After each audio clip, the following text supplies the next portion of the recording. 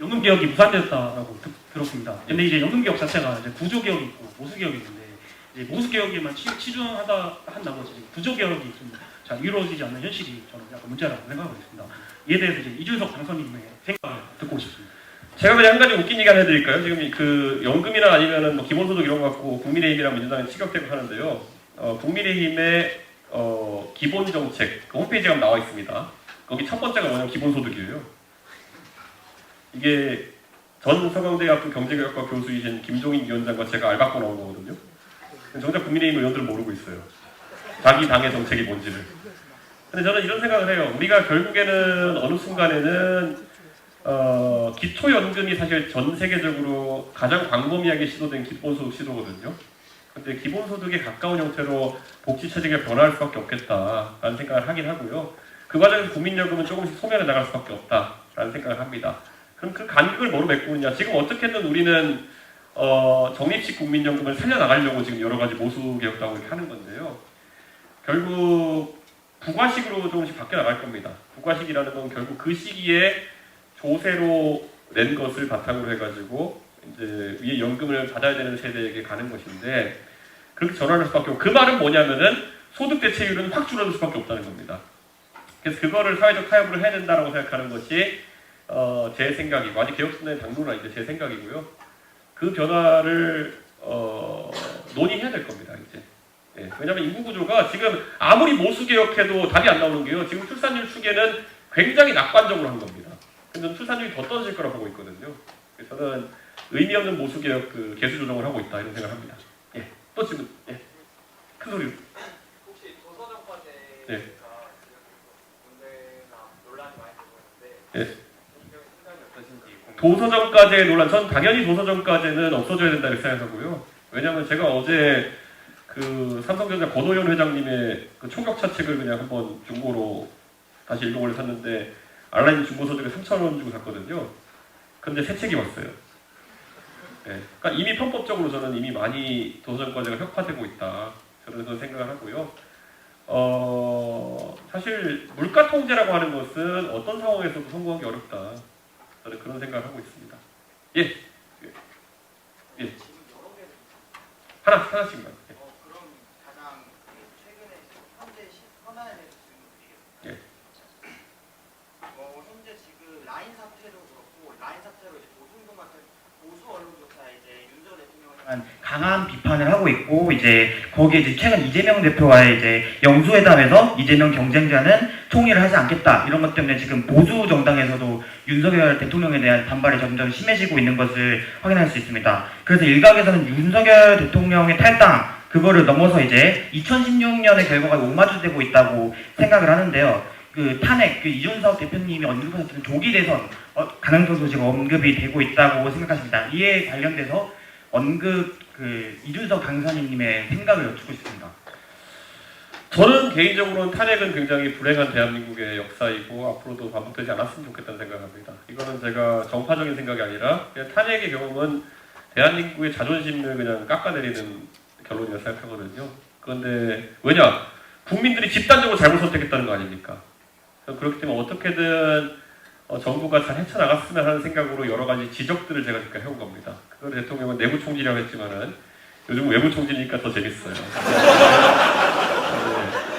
네. 어쨌든 대통령이 하루에 한 번씩 자기 내무반에 수류탄을 까놓고 계시니까 어쩌면은 이게 참 난감하긴 한데 저는 대통령께서 어느 정도는 자신의 권력을 내려놓는 판단들을 하셔야 될 것이다 이렇게 생각합니다. 제가 아직까지 언론에 공개적으로 제안하진 않았는데요. 저는 대통령께서 우선 두 가지 하셔야 된다. 대통령 측근 비리를 엄단할 수 있는 특별감찰관의 임명을 하셔야 된다. 그리고 그 임명은 야당 추천으로 하셔야 된다. 그 인사는. 그리고 두 번째로는 대한민국의 행정부의 잘못하는 일들을 감시할 수 있는 곳이 감사원인데요. 원래 감사원은 실질적으로 대통령이 지금 임명하는 형태로 되어 있는데 미국 같은 경우는 의회가 감사원을 운영합니다. 그렇기 때문에 우리도 지금 의회 지금 다수당은 민주당이니까요. 야당이 감사원장을 추천할 수 있는 형태로 한번 해보자. 이런 말씀을 드리고 싶습니다. 이 정도면 대한민국 국민들이 윤석열 정부에게 약간 생명 연장약을 주지 않을까. 한 1년 정도 더 믿고 지켜보자. 이렇게 되지 않을까. 안 그렇다면 아까 질문자께서 말씀하신 것처럼 박근혜 정부 한번 밀리기 시작하니까 뚫뚫뚫 밀려가지고 탄핵까지 간 거거든요. 저는 윤석열 대통령께서 결단을 내릴 시점이 다가오고 있다 이렇게 생각합니다. 예, 근데 제가 하면 안 됐더라고요. 예, 거꾸로 얘기하느라 이렇게 생각하고 있습니다. 예, 질문. 그 출산율 문제 관련해서 이제 축소사회로 가는 게 불가피하다고 하는 정도 말씀을 하셨는데, 그럼 이제 이준석 대표님 개인이나 아니면 당 차원에서 혹시 이 문제의 임팩트를 어느 정도 줄이기 위한 방안이나 아니면 방안은 없더라도 혹시 어느 방향성으로 나아가야 하는지에 대한 생각이 있으신가요?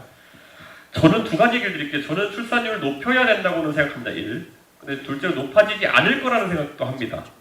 근데 저는 높여있는 방법에 있어서 동탄에서 제가 이제 경험한 거라고 놀랐던 게 확실히 지위다. 예. 그 다자녀 특별 공급을 하니까 다자녀 특공이라고 하거든요. 그러니까 둘, 셋 애를 낳은 가족에게 그 분양 우선권을 주니까 되게 많이 그리고 되게 빨리 낳습니다. 예, 20대 셋 다 나와버려요 벌써. 예, 그래가지고 아 효과가 있구나 이런 생각을 좀 하게 되는 게 있고요. 그래서 그런 정책들이 오히려 현금 기여성 정책보다는 낫다 이런 생각을 하고 있습니다. 그래서 다자녀 특공을 확실히 해버려야 된다는 생각이 들고요. 조금은 비정한 얘기일 수 있지만은 첫 자녀 혜택을 줄여서 두 자녀, 셋 자녀 혜택에 더 몰아줘야 된다는 생각을 하기도 합니다. 왜냐하면 이게 다수의 첫 자녀 나오신 분들이 들으면 좀 섭한 중일 수 있겠지만요. 정책 효용 면에서 보면은 보통 결혼하면 하나까지는 낳을 생각을 해요. 예. 그러기 위해서 좀 결혼하는 측면도 있긴 하고 요즘은 결혼 옵션으로 생각하는 분들 같은 경우에는 근데 둘째, 셋째 때부터는 이제 그때부터는 더 투자를 하는 거거든요. 그러다 보니까 첫째 낳은 분들이 둘째 낳을 확률이 높다 저는 이렇게 생각하거든요.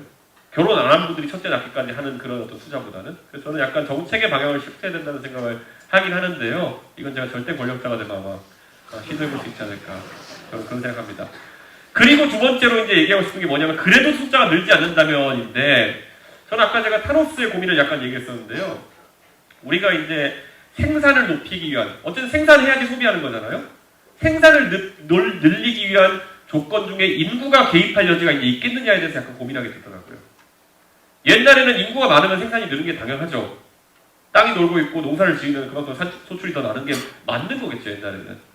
공장을 돌릴 때 라인 하나 돌릴 거 두 개 돌리면 더 많이 나는 게 맞겠죠. 그런데 소프트웨어적인 부분은 AI가 대체하고 하드웨어적인 건 로봇이 대체한다 그러면은 오히려 사람을 아무리 늘려도 생산성이 증가하지 않는 지점이 생기지 않을까? 저는 그런 고민을 좀 하게 되더라고요.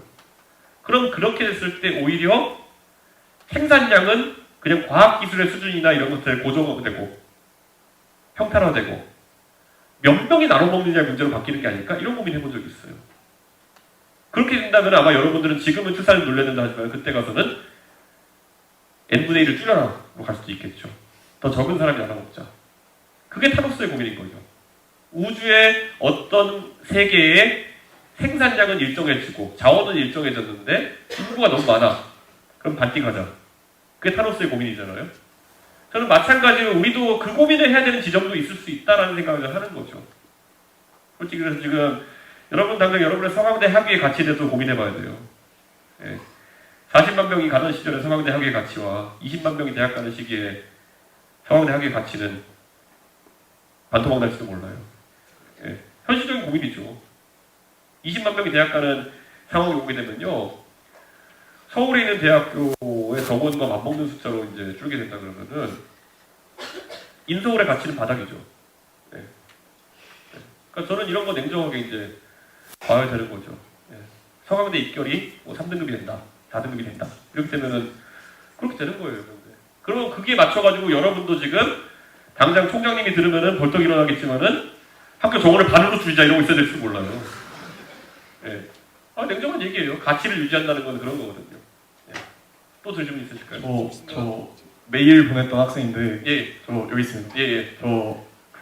우선 이재명 대표님을 비롯해서 민주당 인사들에게도 메일을 보냈었는데 유일하게 답변 주셔서 예. 감사드리고 예. 정책 제안 두 가지 드리고 예. 싶은데 우선 제가 농어촌 출신인데 저는 국제고등학교를 가고 싶었는데 되게 다양한 활동들을 해야 하는 상황에서 그런 정보들이 공개되어 있지 않아서 되게 이 원서조차 넣어볼 수 없었던 상황이었습니다. 그래서 저는 자기소개서 이 특목고나 특성화고 자율형 고등학교들의 어떤 합격 자소서를 좀 일부만이라도 공개하는 것이 농어촌 지역의 학생들에게 굉장히 큰 도움이 될 거라고 생각을 하고, 또 한 가지는 지금 정책 공모전을 받고 계시잖아요. 네. 근데 그 정책 공모전에서 학생들, 그 일반 당원들이나 국민들이 투표할 수 있게 만들어주는 것이 되게 중요하다라고 생각을 했어요. 또 그 예를 들어서 당직자들이 후보들 뭐 한 7가지 정도를 이제 선출을 해서 이제 저희 그 당원들이나 일반 국민들이 그 7가지에 대해서만 이제 투표를 하면 참여가 조금 늘어나고, 또 국민들이 이제 어떤 좀 참여할 수 있는 방안이 마련되지 않을까라고 생각을 해봤습니다. 예. 제가 이제 정책 공모전이라는 걸 해보면 가장 안타까운 게 뭐냐면 그 짧은 시간 내에 일반 국민이 판단하게 되면 피상적으로 판단해요. 그 아까 박원순 시장이 말했던 것처럼 몰카 탐지한다 그러면은 따봉 이렇게 하고 그냥 통과되는 경우가 있거든요. 근데 그런 것들이 그러니까 논쟁의 요소가 좀 들어가야 되는 게 있죠. 그러니까 심사만 하는 게 아니라 서로가 서로의 정책을 공격해 본다든지 이런 좀 장치를 마련해보면 합리적인 선택을 할 수 있는 부분이 있을 것이다 이렇게 생각하고, 자소서 문제 같은 경우에는 하버드 앞에 가면 하버드 에세이 팔아요. 예, 근데 제가 봐도 엄청난 얘기들 많거든요. 근데 저는 그거는 우리나라에서 이제 도시화가 된 상황 속에서 개인이 특별한 경험을 하기 좀 어려운 상황 속에서 너무 자소서를 많이 써가지고 이제 문제되는 좀 경우도 있거든요. 제가 이제 가장 놀랐던 게, 제가 2003년도에 이제 입학을 했으니까 그때 미국의 입학사정관이 저한테 그런 얘기를 한 적이 있어요. 왜 대한민국의 모든 2002년도에 졸업한 학생들은 2002년 한일 월드컵에서 자신의 삶의 의미를 찾았다고 하는 것이냐. 원래 한국 사람들이 그래요, 약간은. 예. 근데 저는 좀 특별한 활동들을 할 수 있는 그런 공간 자체가 필요하다 이런 생각하고, 동탄에서 요즘 제가 그런 얘기를 많이 해요. 동탄에서도 여러 가지 지역사회에 산재한 문제들이 있거든요. 예를 들어 어제는, 그저께 제가 동탄 가가지고 강의하면서 이런 얘기했어요, 중학생들한테. 동탄 지역의 버스 노선이 지금 굉장히 엉망입니다. 근데 버스 노선을 개선하기 위해 가지고 만약에 정치인들한테 맡기면은 어제 회사에다 욕을 줘가지고 3억 주고 용역 맡겨가지고 결과 받아들이는 경우가 많습니다. 근데 그것보다는 훨씬 더 중요한 데이터를 입수하고 이렇게 하려고 그러면요, 예를 들어 이런 거예요. 동탄은 100개 아파트 단지가 있는데요, 저희 지역구에는 100개 아파트 단지에 출퇴근하는 사람들을 전수조사할 수 있으면 굉장히 좋은 연구를 할 수가 있어요. 그래서 그 중학교, 고등학교 학생들 요즘 제가 동탄에서 만나면 선동하는 게 뭐냐면요, 나랑 같이 그거 해보자. 예, 다 같이 우리 QR코드 하나 주고 이렇게 그 입력 폼 하나 만들어가지고 얘네가 아파트에다가 엘리베이터에 붙이고 다녀라. 이렇게 제가 돈 안 주고 사람 부리려고 이렇게 꼬시고 있거든요. 근데 그런 게 사실 이게 되게 재밌는 시도일 거거든요, 중고등학생들한테는. 근데 그렇게 해서 만약에 동탄 지역에 사실 그런 고급 데이터가 있으면요, 버스 노선 같은 설계하기 쉬워요. 예를 들어 어떤 아파트에 있는 사람들이 몇 명이 서울역으로 출퇴근하고 몇 명이 수원으로 출퇴근하고 뭘 타고 출퇴근하고 그다음에 출퇴근 패턴은 어떻고 이런 걸 알 수 있으면요, 거의 모델링 쉽게 할 수 있어요. 근데 그거 없이는 아무리 용역업체를 갖다 놔도 그냥 그 비효율적인 연구만 합니다. 전 이런 것들 같은 경우에는 충분히 누가 중고등학교 레벨에서도 풀어볼 수 있는 거거든요.